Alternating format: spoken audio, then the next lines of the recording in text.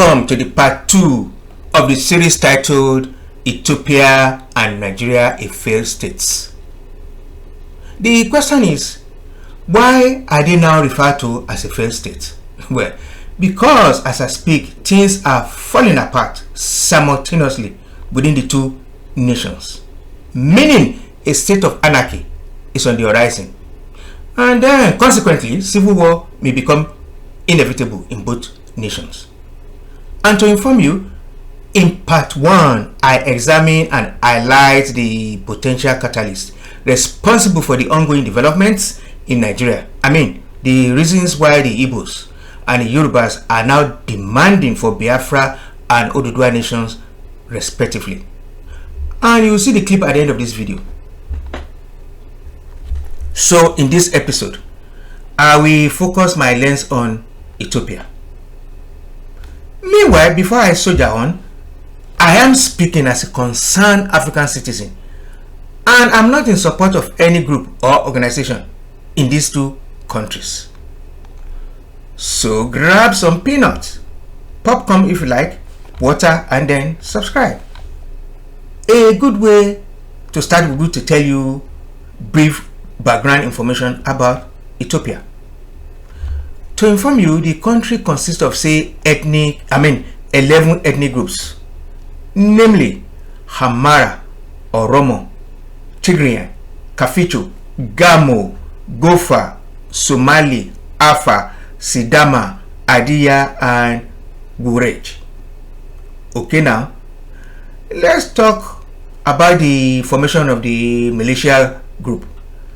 You see, the Eritrean People's Liberation Front, known as the EPLF, was formed to seek independence from Ethiopia, and then in 1977, during the Colonel Mengistu regime, he initiated a bloody military campaign called quote-unquote Red Terror against those he considers his enemy. Consequently, another militia group called the Tigray People's Liberation Front (TPLF) was created. Shortly afterwards, the two militia groups began to collaborate to solidify their position and to resist Colonel Mengistu's aggression, especially in the northern region. And then in 1991, Mengistu was overthrown. That said, okay, now let us fast forward to the year 2020. Last year, and examine the genesis of the ongoing development. Okay, now stay tuned, I will break it down.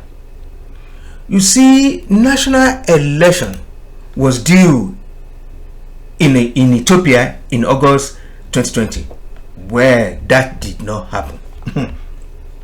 You want to ask me why? Well, because the country election committee in March confirmed that polls will be postponed because of the virus. Thereafter, the lawmakers voted to extend the official mandate. The government of Abiy and his cabinet, which was due to have expired by October 2020. Well, just as you think, no cause for alarm. No.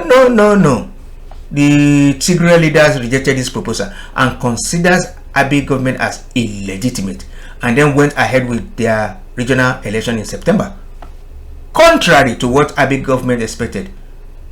So you may like to ask me, what is the implication of all this? Stay with me.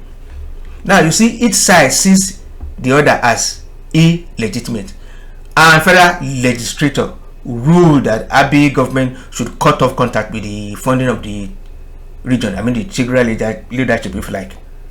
And on the 4th of November 2020, security forces loyal to the Tigray People's Liberation Front attacked the headquarters of Northern Command of the Ethiopian National Defense Army in Mekele. And Mekele is the capital city of Tigray region. As a result of this attack, several people were said to have been killed, hundreds sustained injuries, and properties were destroyed. Subsequently, Prime Minister Abiy declared military operation in the region, which inevitably resulted in casualties on both sides. And according to reports, thousands have fled the fighting an airstrike in Tigray region, and to date in 2021, thousands of Ethiopians are now refugees in Sudan and neighboring countries. That said, I'm convinced you now get the picture of what is really going on there. If you ask me, it does look to me as though if nothing is done, the conflict will continue to devastate the people, particularly in the Tigray region. And to inform you, according to the professor who spoke on the stream hosted by Femi, okay, said there's gross human rights violation verified by Amnesty International, mass displacement of people, and the decision may exacerbate. You see, in my opinion, the country is polarized and there's social division, more so as the Oromo and the Amhara accuse each other of violence in the western region of Ethiopia. And this could lead to civil war because presently systematic genocide on both sides is very much on. Meanwhile, another speaker, I hope I get the name right, Kebede, who appear also on the Femi show, the stream, stated that Amhara ethnic group are being murdered violently. Genocide is going on in Metaka, according to him, in Metaka, Woleka, and Adei. He claimed that the government of Ethiopia has been quiet about it. And then, in his response, Kuma, quote unquote, Maro, the Riba, the commander of OLA, West, argued that Ethiopia is collapsing while they are looking for the wrong medicine. And in his statement, he argued that information is being distorted and deliberately marginalization of Oromo people, and then an attempt to deny them their right of self-determination, secession if you like, claiming that Ethiopia is a failed state already.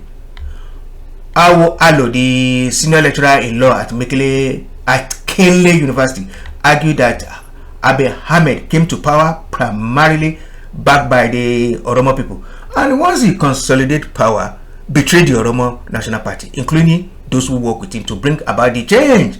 And now the Prime Minister is imposing his vision for the country future, which is what is causing or driving the infighting. Well, Abe, in his statement while addressing OAU recently, stated his point of view, more so about the Oromo people in the northern region. Let me quote him.